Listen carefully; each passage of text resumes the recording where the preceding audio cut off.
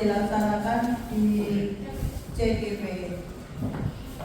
Bapak Ibu, untuk mempersingkat waktu, kita akan mempresentasikan beberapa hal tentang disiplin positif.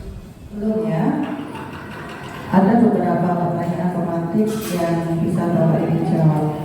Yang pertama adalah, apakah hukuman itu dapat mendisiplinkan siswa? Kemudian yang kedua, pemberian hukuman dengan hal positif seperti membaca dan membersihkan halaman sekolah, apakah juga dapat meningkatkan disiplin anak? Kemudian pertanyaan yang ketiga, apakah memberi penghargaan dapat meningkatkan motivasi belajar anak? Bapak Ibu, dari 3 pertanyaan pemantik ini diharapkan Bapak Ibu nanti dapat menjawab dengan benar setelah saya melaksanakan diseminasi berikut.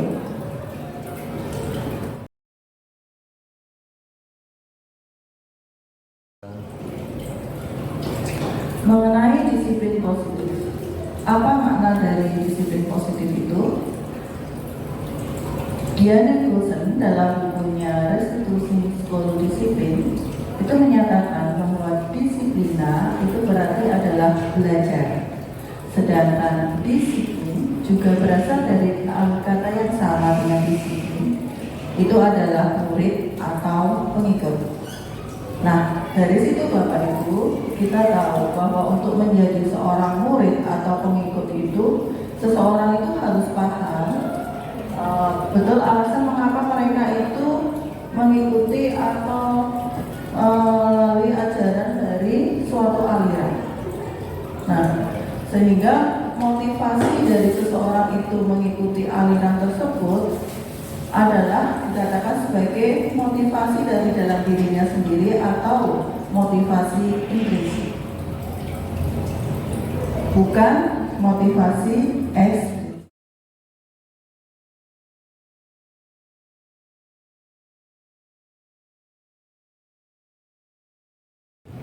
Untuk yang pertama, tentang kebutuhan dasar, bahwa manusia itu memiliki 5 kebutuhan dasar yang harus mereka penuhi dalam kehidupannya.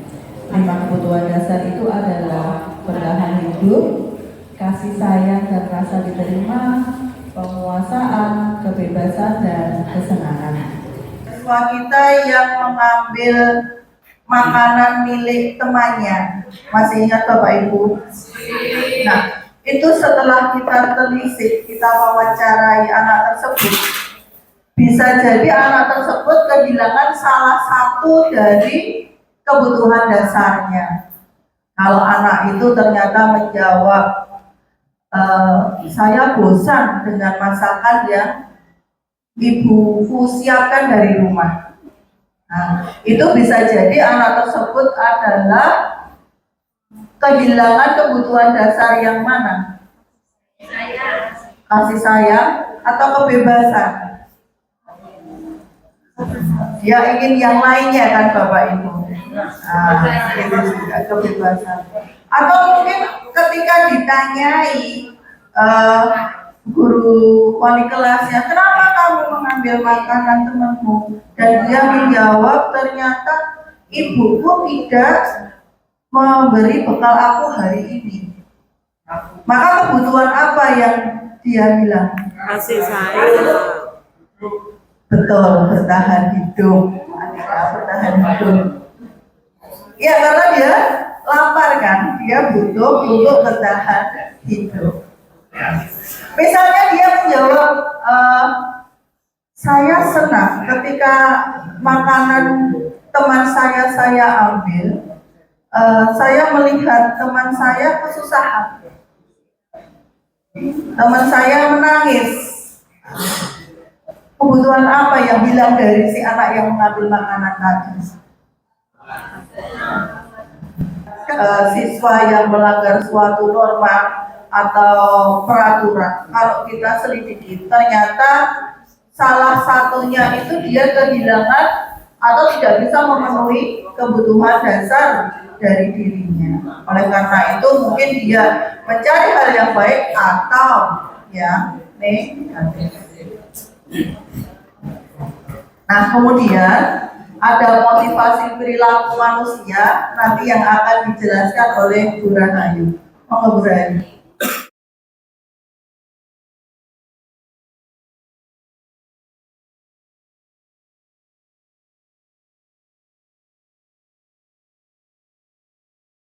Untuk selanjutnya yaitu paparan selanjutnya mengenai bagaimana motivasi perilaku manusia.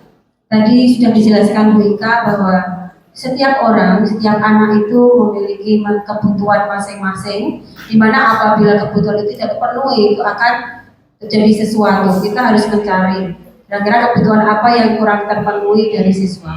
Nah, di sini untuk motivasi perilaku manusia, apabila kita mengamati siswa yang berada di kelas ini itu sebenarnya memiliki beberapa motivasi yang berbeda-beda. Perilaku mereka dengan keunikan mereka itu juga berbeda-beda. Nah, ini kita akan mencoba untuk mengetahui kira-kira sebenarnya apa yang memotivasi siswa itu untuk masuk kelas.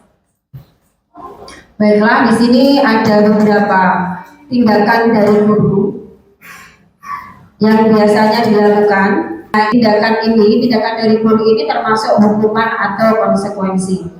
Akan tetapi di sini saya akan mencoba untuk memberikan sedikit gambaran mengenai perbedaan antara hukuman dan konsekuensi agar kita bisa membedakan antara hukuman dengan konsekuensi. Sebenarnya antara hukuman dengan konsekuensi ini ada persamaannya. Persamaannya di sini sama-sama merupakan akibat dari suatu perbuatan yang dilakukan oleh seseorang, atau di sini lebih difokuskan kepada siswa karena ini dilakukan oleh seorang siswa. Untuk hukuman ini akibat dari siswa, tapi akibat dari kepada yang berhak untuk memberikan hukuman atau kebijakan atau disiplin. Ini lebih ke penegakan disiplin. Sedangkan untuk konsekuensi ini sama-sama akibat dari tindakan seseorang, tetapi di sini lebih ke rasa tanggung jawab. Jadi dia menerima sesuatu, tetapi itu merupakan suatu tindakan pencurian, maka akan dikenai sanksi hukum. Nah, ini lebih ke hak dari seseorang yang memberikan suatu kebijakan.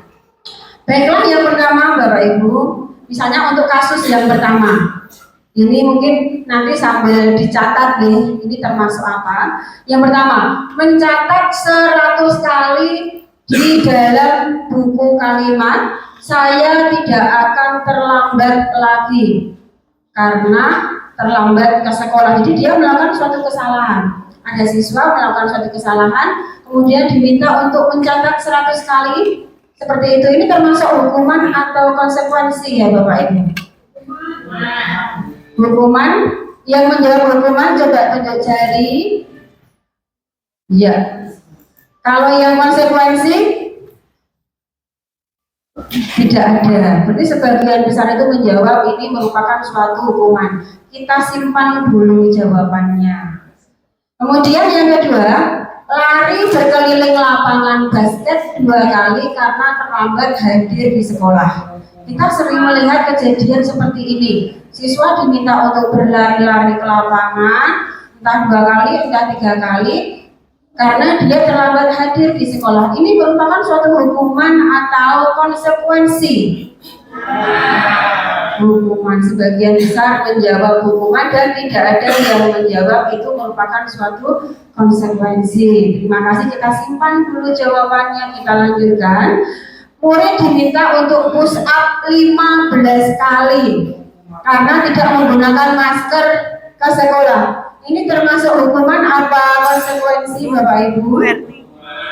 Iya, ini termasuk hukuman. Sebagian besar 100% menjawab ini merupakan suatu hukuman. Kita simpan dulu jawabannya.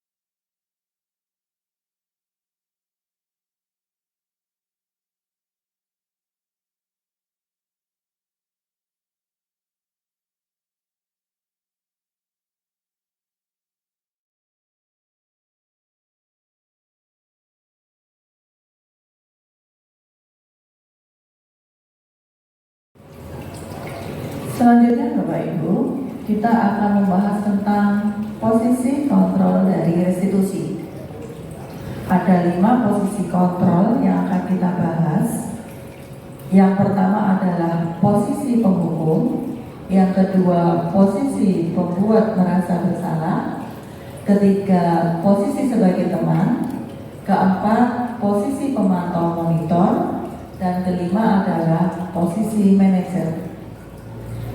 Nah, mari kita bahas satu-satu dari kelima posisi kontrol restitusi tersebut. Bapak Ibu, kita perhatikan contoh dari video berikut ini dan kemudian kita periksa kita berada di posisi mana ketika berhadapan dengan siswa.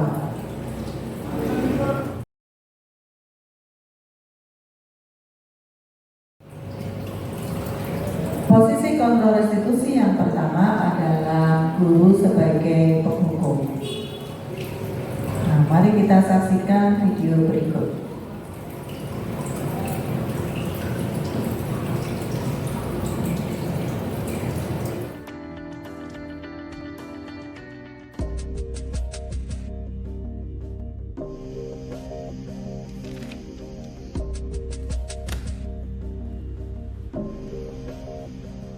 Naren! Sini kamu! Selamat pagi, Bu. Selalu terlambat. Kamu deh, pasti terlambat. Maaf, Bu. Saya... Apa? Apa coba? Alasan kamu apa lagi? Kapan sih kamu tidak terlambat? Malas sekali ya kamu jadi anak. Saya... Dasar pemalas. Gak kapok-kapok sih kamu. Sudah berapa kali terlambat? Sana, kamu keliling lapangan basket 2 kali. Kenapa saya harus keliling lapangan basket, Bu? Kenapa? Kamu mau lawan ibu? Berani-beraninya jawab. Sudah terlambat, masih berani jawab pula. Sekarang, keliling lapangan basket 5 kali sekalian. Biar kapok. Cepat! Pergi sana ke lapangan basket. Bapak Ibu, itu merupakan salah satu video tentang guru sebagai penghukum ketika berhadapan dengan siswa. Nah, ciri dari posisi penghukum itu adalah guru selalu menghardik, menunjuk-nunjuk dan mengajak pinggang, membentak, ya. Kemudian hukuman yang dilakukan guru itu bisa hukuman verbal dari kata-kata serta hukuman fisik seperti lari mengelilingi lapangan. Nah, Bapak Ibu, dampak dari posisi penghukum ini adalah murid itu jadi pendendam, tidak suka dengan gurunya. Maka bisa jadi siswa itu atau murid itu tidak suka terhadap mata pelajaran yang diajarkan oleh guru tersebut. Nah, itu salah satu hal mengapa pelajaran matematika banyak tidak disukai siswa di SMA. Bisa jadi yang lalu-lalu atau guru yang lalu itu suka melakukan di posisi penghukum ini. Akibatnya mapel matematika tidak begitu disukai. Nah, Bapak Ibu, berikut adalah contoh video dari posisi kontrol guru sebagai pembuat merasa bersalah.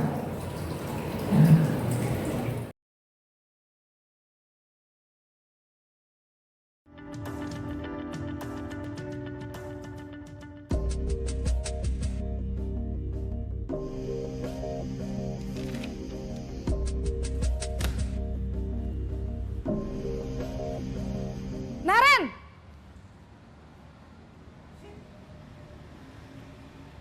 Selamat pagi, Bu. Naren. Kamu kenapa terlambat lagi, nak? Ya Tuhan, Naren. Kamu senang ya bikin ibu susah ya? Kalau kamu terlambat lagi, nanti ibu yang ditegur bapak kepala sekolah, nak.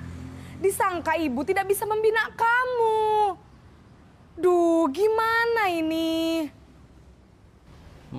Maaf, Bu.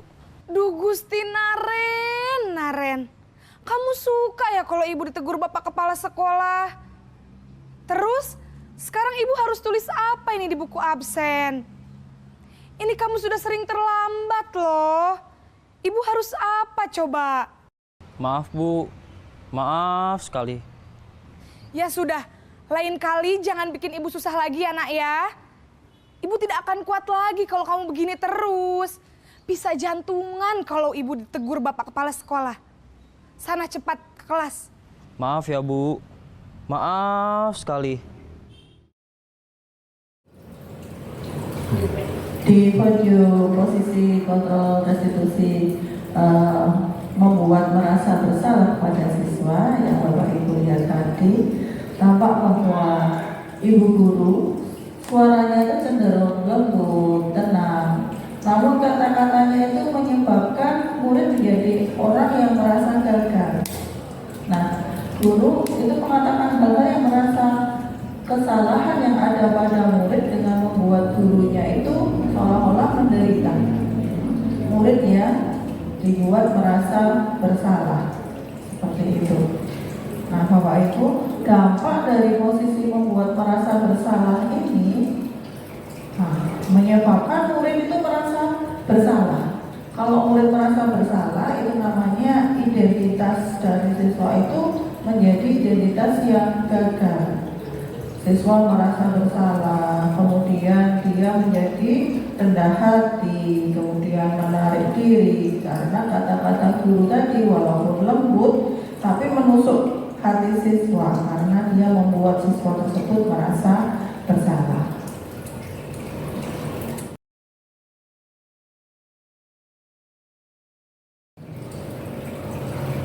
Selanjutnya adalah posisi kontrol guru sebagai teman. Berikut videonya.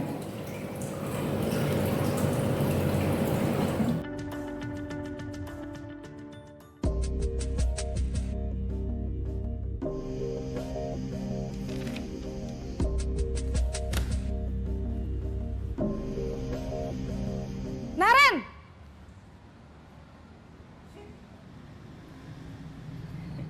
Selamat pagi, Bu. Wah, sudah jam berapa ini nak? Terlambat lagi ya sayang? Iya, Bu. Habis ibu saya lupa bangunkan saya, Bu.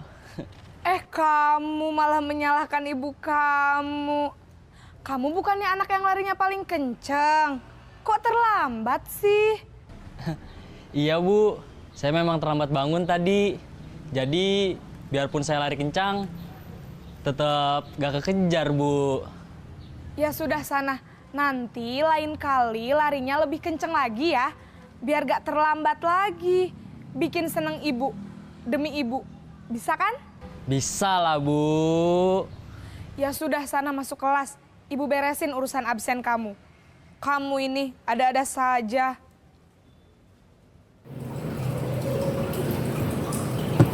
Bapak Ibu, dari video tadi posisi sebagai teman, kita dapat melihat bahwa guru itu ramah terhadap siswa, kemudian cenderung untuk bersendahulu pada siswa untuk melakukan menghangatkan suasana.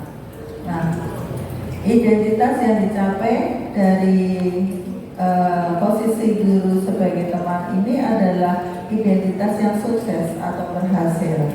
Siswa tidak merasa gagal di sini. Namun Bapak Ibu, dari posisi teman itu, motivasi yang ditimbulkannya adalah motivasi ekstrinsik, yaitu motivasi dari orang lain, belum dari guru sendiri, belum dari siswa sendiri, ya. Kemudian murid itu akan bergantung pada satu orang, yaitu guru itu tersebut. Artinya apa? Kalau gurunya tidak ada, maka dia akan melakukan kesalahan-kesalahan yang lain.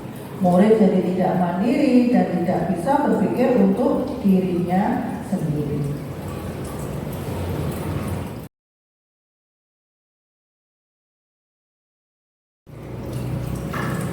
Selanjutnya Bapak Ibu, posisi yang keempat yaitu guru sebagai pemantau. Berikut videonya akan kita tayangkan untuk dilihat bersama-sama.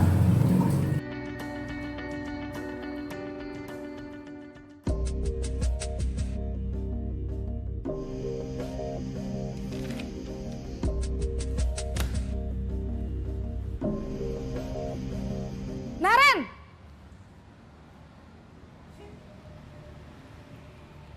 Selamat pagi, Bu.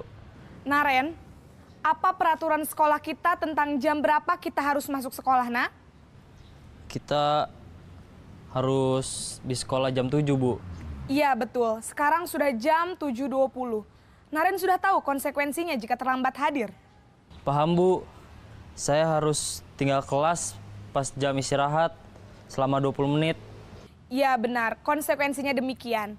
Jadi nanti jam 9.30 pas istirahat, kamu harus tinggal di kelas, kerjakan tugas tambahan untuk ketertinggalan kamu, ya? Baik, Bu.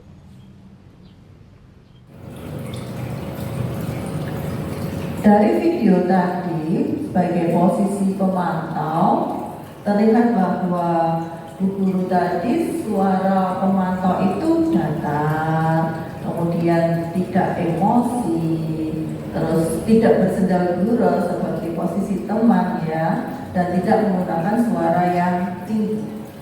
Nah, di sini terapan identitas dirinya itu positif atau berhasil. Ya, tidak membuat siswanya menjadi gagal. Kemudian pemantau itu perlu senantiasa memantau murid. Ya, sayangnya itu ya, kelemahannya di situ. Ketika dia posisinya sebagai pemantau, dia harus selalu memantau muridnya. Pada saat muridnya diberi sanksi, maka guru pun harus mendampingi siswanya ketika sanksi itu dilaksanakan. Walaupun ini identitas dirinya positif ya Bapak Ibu, identitas dari posisi pemantau itu menyebabkan identitas muridnya positif, namun di sini motivasi yang ditimbulkan adalah motivasi eksternal juga, belum motivasi dari diri sendiri. Di sini murid akan bergantung pada satu orang, ya. Kemudian murid tidak mandiri dan tidak bisa berpikir untuk dirinya sendiri.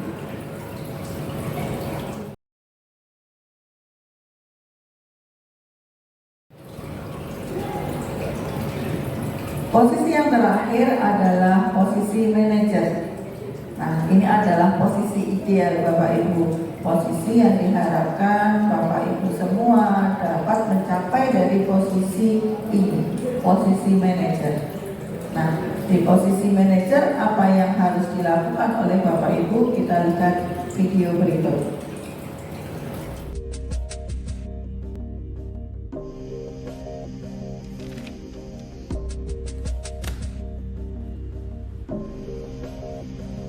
Naren!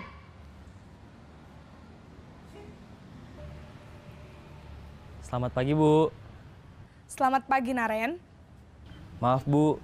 Saya terlambat. Iya, sekolah masuknya jam 7, sekarang sudah jam 7.20. Jadi sekarang bagaimana ini, Naren? Maaf, Bu. Saya lupa setel alarm saya semalam.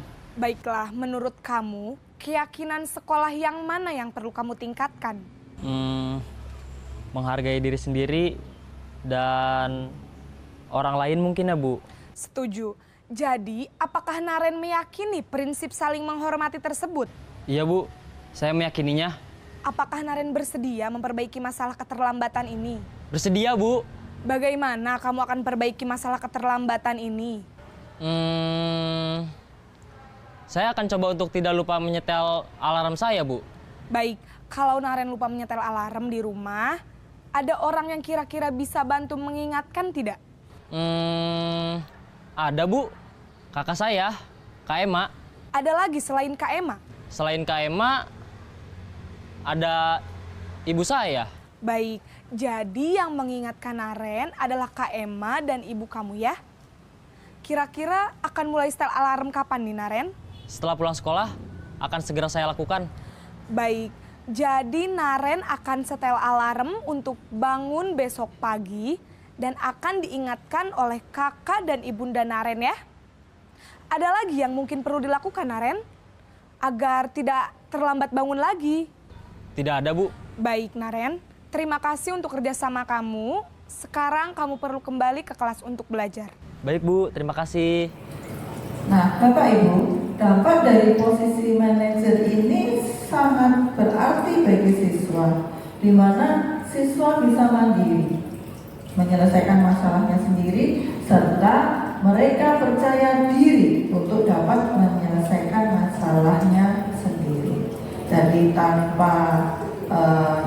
kemudian tanpa bantuan dari Bapak Ibu guru, mereka dapat menyelesaikan masalah mereka secara mandiri.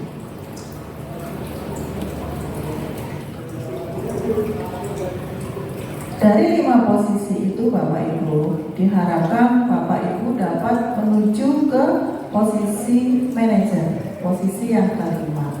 Walaupun selama ini kita bertahap dulu ya, yaitu sebagai penghukum yang biasa kita lakukan. Namun setelah kita paham dengan menghukum siswa apa dampaknya, kemudian membuat merasa bersalah siswa itu sampai ke hati siswa ya Bapak Ibu, dampaknya sangat dalam, maka kita akan berusaha sebagai guru yang baik, akan berusaha untuk menuju ke posisi yang kelima, yaitu posisi manajer.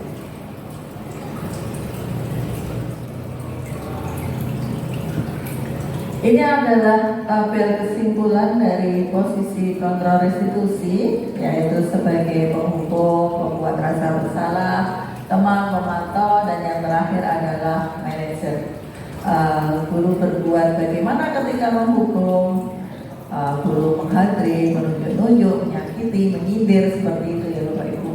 Kemudian kalau merasa bersalah, guru akan berceramah dan mengatakan seharusnya kamu seperti ini, ibu kecewa kalau kamu melakukan ini, membuat merasa bersalah pada siswa.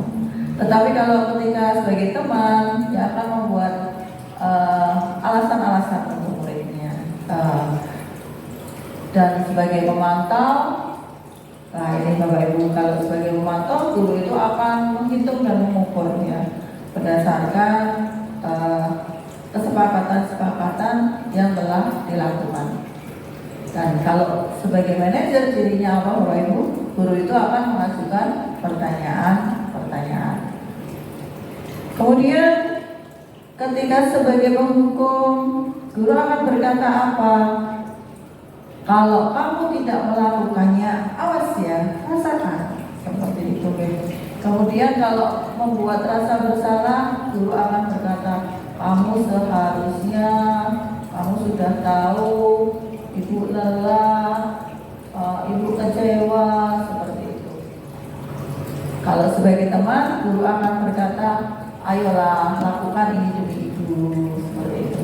Masa kamu tidak mau? Ingat tidak ibu pernah bantu kamu, seperti itu sebagai teman. Kalau sebagai pemantau, nah, mereka selalu kembali ke peraturan-peraturan. Apa peraturannya? Apa konsekuensinya? Kalau kamu melakukan ini, apa yang harus kamu lakukan? Bapak Ibu guru yang sebagai pemantau selalu memegang data, selalu menghitung, serta selalu mengukur. Dan sebagai manajer, nah, ibu gurunya akan berkata apa sebagai manajer? Apa yang kita yakini? Kembali ke keyakinan. Apa yang bisa mengerjakan untuk memperbaiki masalah ini? Seperti itu, berusaha untuk memberikan pertanyaan-pertanyaan yang dapat memancing siswa agar dia dapat menyelesaikan masalahnya sendiri. Gitu. Kemudian di hasil penghukum itu, di hasil anaknya akan memberontak atau menyalahkan orang lain. Kemudian dia akan berusaha untuk berbohong dan berbohong di kemudian hari. Kalau di pembuat rasa bersalah, dia akan menyembunyikan atau menyangkal, juga akan berbohong. Sebagai teman, ketika restitusinya sebagai teman, apa hasilnya? Siswa itu akan tergantung kepada guru yang berperan sebagai teman. Sedangkan sebagai pemantau, hasilnya siswa itu akan menyelesaikan diri. Tapi kalau diawasi, tapi kalau tidak diawasi, dia akan kembali ke perilaku yang lalu. Sedangkan hasil ketika kita sebagai manajer adalah akan menguatkan pribadi siswa yang menjadi pribadi yang lebih berhasil. Kaitan dengan dunia berkualitas pada penghukum itu adalah murid meletakkan guru di luar dunia yang berkualitas. Gurunya terletak di luar dunia yang berkualitas.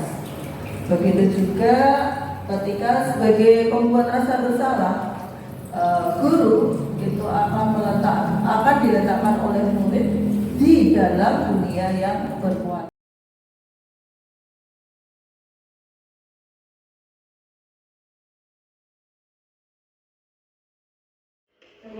Di sini saya akan melanjutkan sosialisasi diseminasi mengenai keyakinan kelas. Nah, keyakinan kelas itu mengapa tidak peraturan saja, melainkan mengapa harus keyakinan kelas. Di sini pasti ada bagiannya tersendiri ya, kenapa tidak peraturan? Siapa yang ingin menjawab? Mengapa tidak peraturan saja? Mengapa harus keyakinan kelas? Kalau peraturan itu cenderung hanya dari satu pihak, bisa dari guru saja atau dari sekolah saja. Tapi kalau keyakinan itu melibatkan murid juga, jadi semuanya ikut berkontribusi bagaimana menciptakan kenyamanan di kelas seperti itu. Ya, sangat bagus sekali jawabannya, bahwa keyakinan kelas itu didasari dari siswa itu pun sendiri dan merupakan pendapat dari siswa itu sendiri. Melainkan kalau peraturan itu hanya sepihak saja. Jadi di sini seseorang itu akan lebih tergerak dan semangat untuk menjalankan keyakinannya daripada hanya sekedar mengikuti serangkaian peraturan saja. Jadi kalau peraturan itu lebih kaku, tetapi kalau keyakinan itu lebih luas lagi karena kita melakukan diskusi antara guru dan siswa. Mungkin kita, sebagian dari kita sudah membentuk keyakinan kelas.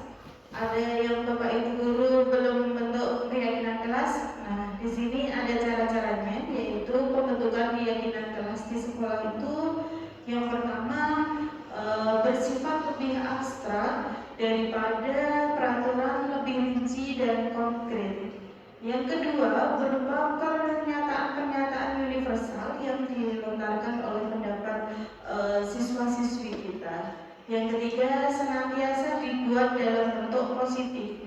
Jadi ada kalimat-kalimat kita tidak boleh dalam memberikan keyakinan kelas itu dengan kalimat-kalimat negatif, seperti dilarang membuang sampah di sembarangan di pojok kelas atau di glodok kelas atau di laci kelas. Nah, itu tidak boleh, melainkan dirubah menjadi kalimat positif, yaitu membuang sampah pada tempatnya.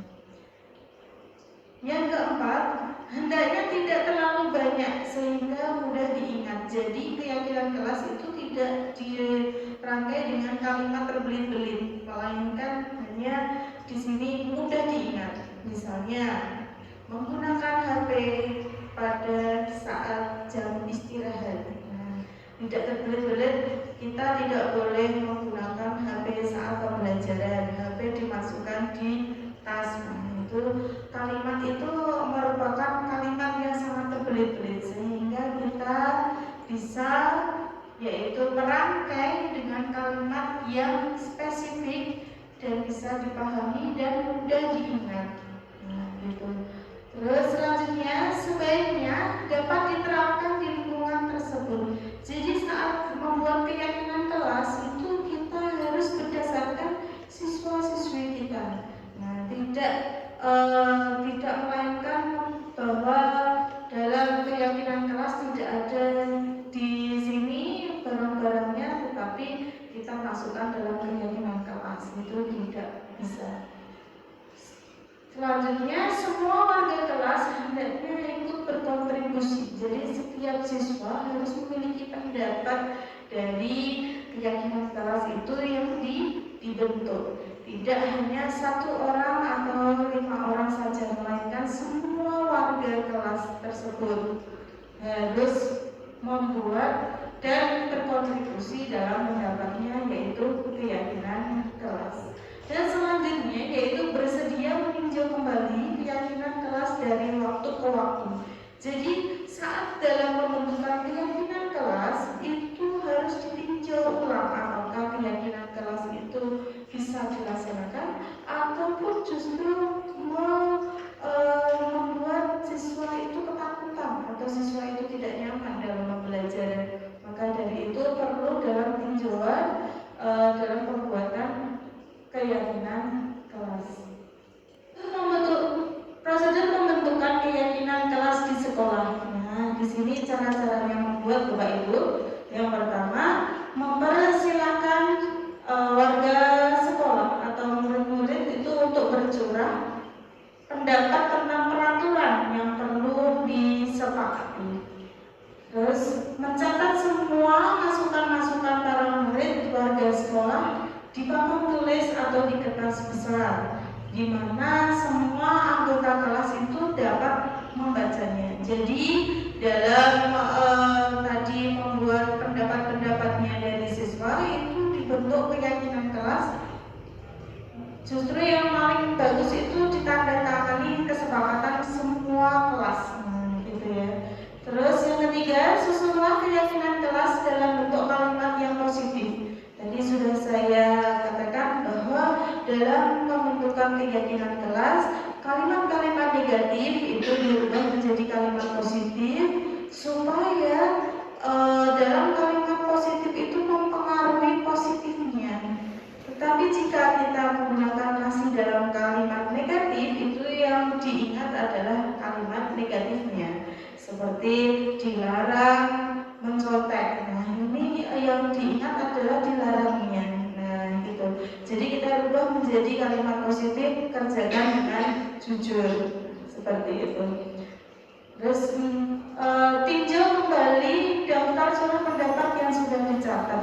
Jadi satu persatu kita sudah mengumpulkan kalimat-kalimat dari siswa tersebut. Mungkin ada yang sama.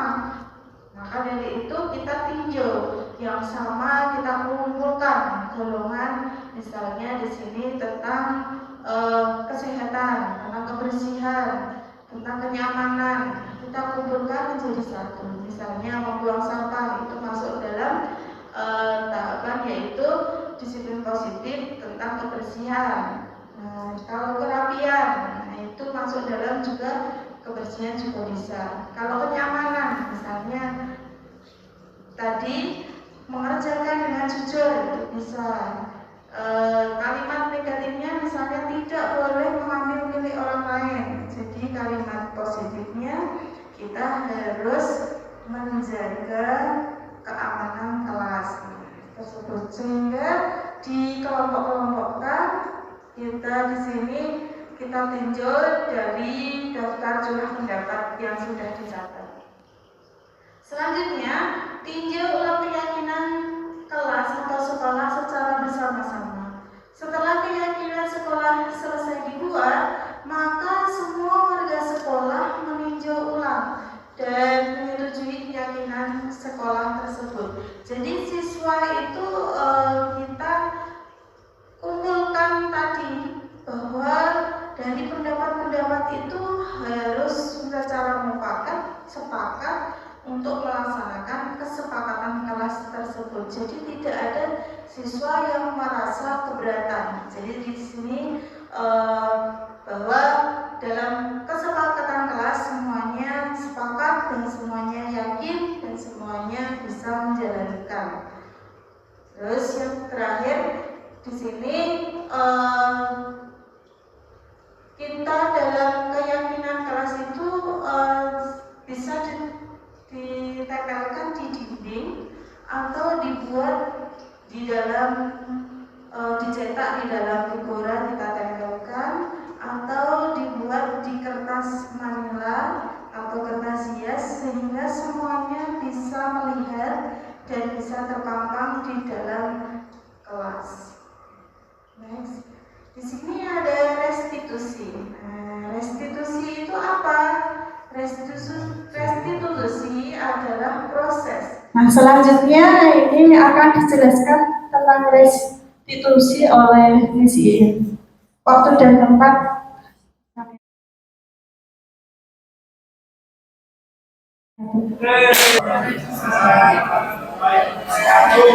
Bapak Ibu, seperti yang sudah disampaikan oleh teman-teman, saya melanjutkan restitusi, yang mana ini adalah tahap terakhir dari materi disiplin positif, di mana tadi sudah dijelaskan Bu Ika dan disinggung oleh Bu Rahayu tentang restitusi. Dari Bu Erni, setelah membuat keyakinan kelas, seandainya ya keyakinan kelas itu ternyata sudah disepakati dan ada salah satu dari mereka itu melanggar dari dengan berambut gondrong ya Pak Andika tadi.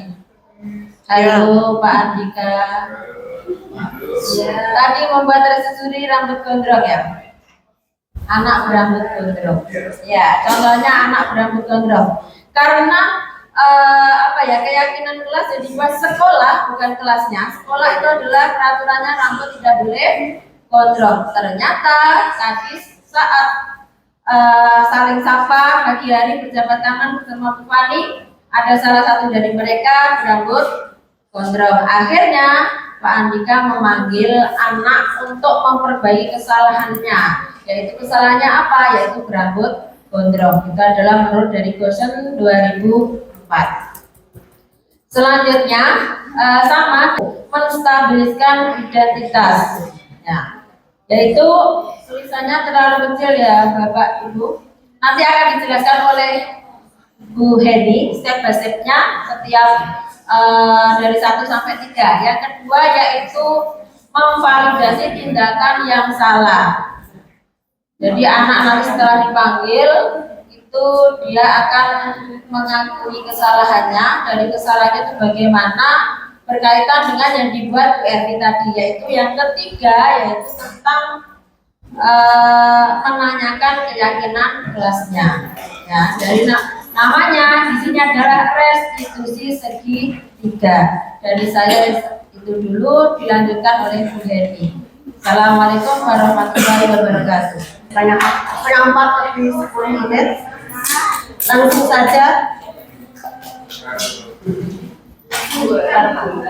Saya akan melanjutkan langkah-langkah untuk segitiga restitusi dari Miss Iin.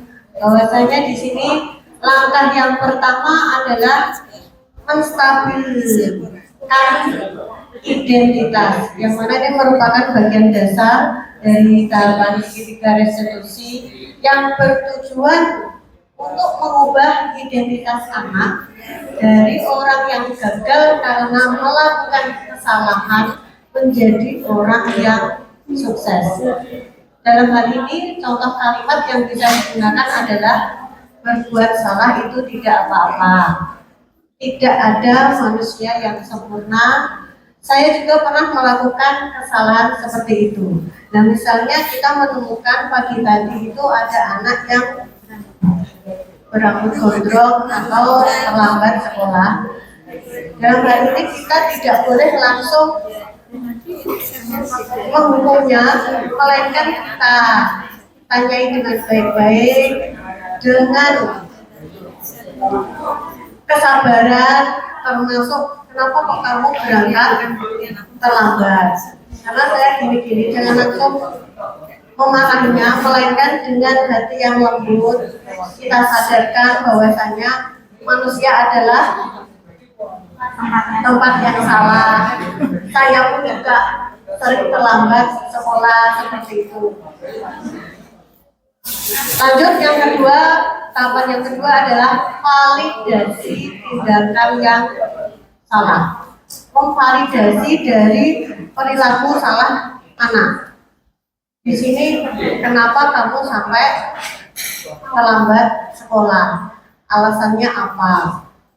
Kita kuat dari kesalahan anak tersebut. Terus kemudian menanyakan keyakinan. Teori kontrol menyatakan bahwa kita pada dasarnya termotivasi secara internal ketika identitas sukses telah tercapai dan tingkah laku yang salah telah divalidasi pada langkah kedua, maka anak akan siap untuk dihubungkan dengan nilai-nilai yang dia percaya dan berpindah menjadi orang yang dia inginkan. Ketika kita sudah memvalidasi anak, alasan-alasan apa yang membuat dia terlambat sekolah, kemudian kita tanya lagi, menguak lagi, kira-kira hal ini akan kamu ulang lagi apa tidak? Untuk tidak mengulangnya, kira-kira tindakan apa yang akan kamu lakukan supaya tidak terlambat sekolah? Termasuk juga menanyakan tentang keyakinan apa yang sudah dilanggar. Misalnya kalau terlambat sekolah berarti keyakinan tentang melanggar ketertiban, termasuk juga tidak disiplin. Dan ini salah satu contoh video segitiga restitusi yang dibuat oleh Pak Andika tadi pagi.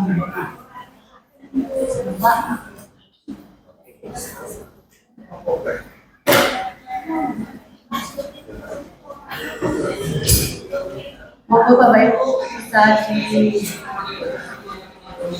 satu-satu sebentar.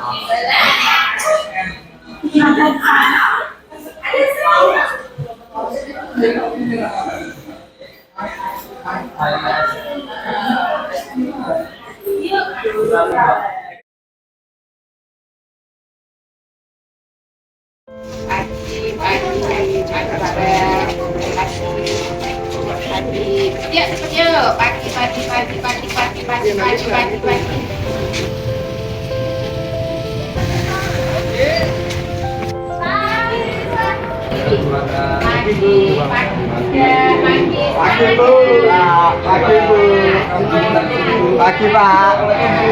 Assalamualaikum Pak.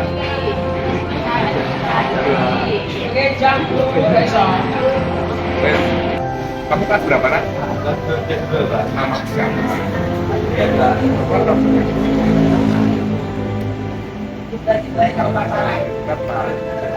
Boleh nggak pulang? Ramadan dan berarti kapan kira-kira kalau maksud belajar ya, daripada nanti kamu terlambat, berarti nanti jam istirahat untuk saya ya. Kan? Pak Syafi, sudah sarapan belum? Sudah Pak. Benar. Ya. Nih sama ibu? Iya. Ini kenapa kok rambutnya Pak? Ya luka potong nggak? Saya habis pulang sekolah membantu orang tua Pak sampai jam 7 malam. Habis itu saya belajar ini sempat potong. Ya nggak apa-apa, makanya lupa. Tapi untuk kedepannya bisa diperbaiki ya. Iya Pak. Terus kira-kira keyakinan kelas apa yang kamu langgar? Kenapa yang kamu? Iya. Jadi kalau kamu rambutmu pendek itu lebih kelihatan ganteng, lebih kelihatan keren daripada rambut kamu. Iya lah. Kalau mau rambut panjang nanti bisa termasuk kalau sudah kalian kuliah, kalian bekerja, kalau memang perusahaan atau kampus itu memperbolehkan, silakan untuk kami. Kira-kira kedepannya dengan seperti ini apa yang akan kamu lakukan? Saya akan potong dan tidak akan mengulangi rambut panjang lagi, Pak. Kemudian, Iya, Pak.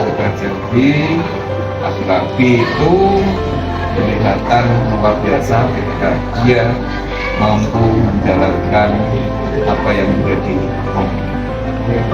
Itu ya? Ya. Oke, saya harap ini bisa lebih lagi dan sukses. Oke, terima kasih ya. Ya, Pak. Oke. Ini, Pak.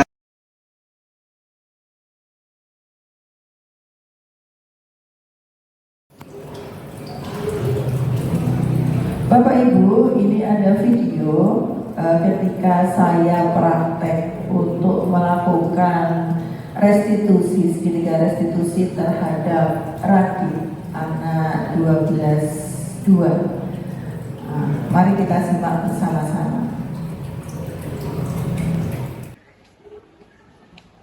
Selamat pagi Radit. Radit, tadi kulihat kamu terlambat masuk kelas. Kenapa kamu bisa terlambat masuk kelas? Tadi bangunnya kesiangan. Ibu juga pernah loh seperti itu. Kamu kesiangan dan terlambat masuk kelas. Kenapa kamu bisa terlambat masuk kelas, Radit? Tadi saya bangunnya kesiangan kan tadi malam masih tugas bersama harinya ada ulangan, jadi tidurnya kemalaman gitu. Sehingga bangunnya kesiangan ya. Kira-kira ada nggak cara agar kamu bisa bangun tidak kesiangan, Radit? Ada tuh kayak masang alarm gitu. Betul ya. Selain itu, ada nggak orang di rumah yang bisa membangunkan kamu? Ada Siapa? orang tua. Oh, orang tua. Saya.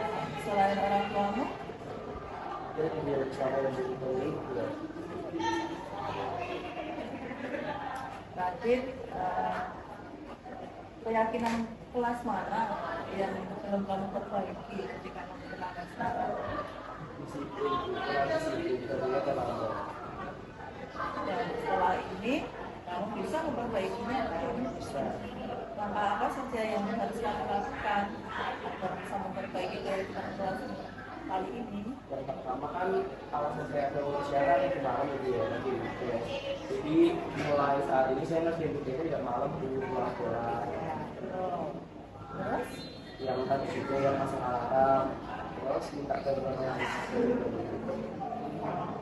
So, apa yang kelasnya diperbaiki lagi ya? Terima kasih.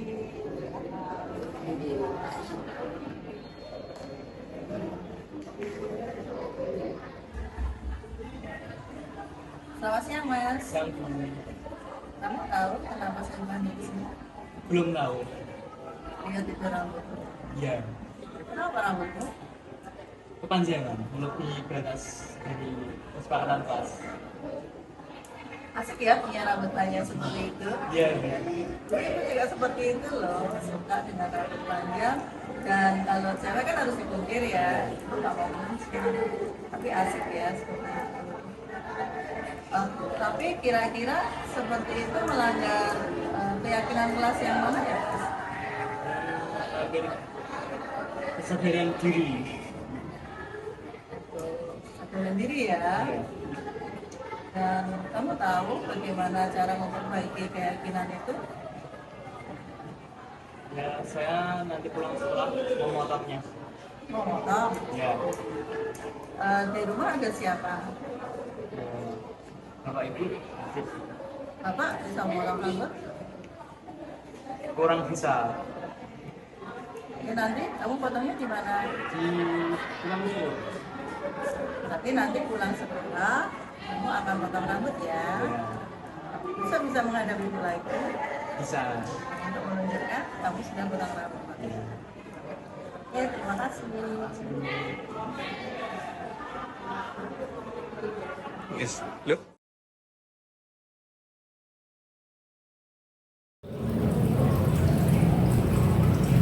Kemudian Bapak Ibu, ini adalah tanggapan dari Radit dan temannya tentang pelaksanaan restitusi yang saya lakukan.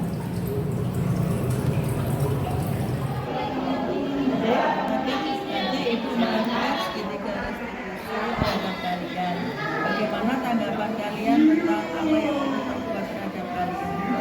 Menurut tanggapan saya, Bu, cara Bu Ika menanggapi kesalahan yang saya buat tadi itu tidak dilakukan dengan kekerasan, tetapi itu kayak memberi nasihat gitu, Bu. Jadi itu membangun saya agar tidak mengulangi kesalahan saya tadi. Kalau menurut saya melakukan redaksi tadi tidak membuat saya takut, tapi malah membuat motivasi dan juga membuka wawasan saya agar lebih baik ke depannya. Ya, terima kasih ya atas tanggapan. Terima kasih, Bu Ika.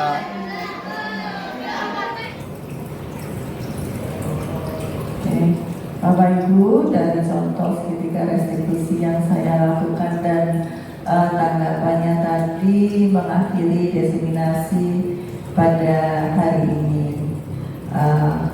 Sebelumnya saya akan mengucapkan pantun. Nampak es kuwut bertabur selasih, enak diminum bersama seiris roti. Saya ucapkan banyak terima kasih. Semoga Bapak Ibu selalu diberikan kemurahan rezeki. Terima kasih Bapak Ibu. Wassalamualaikum warahmatullahi wabarakatuh.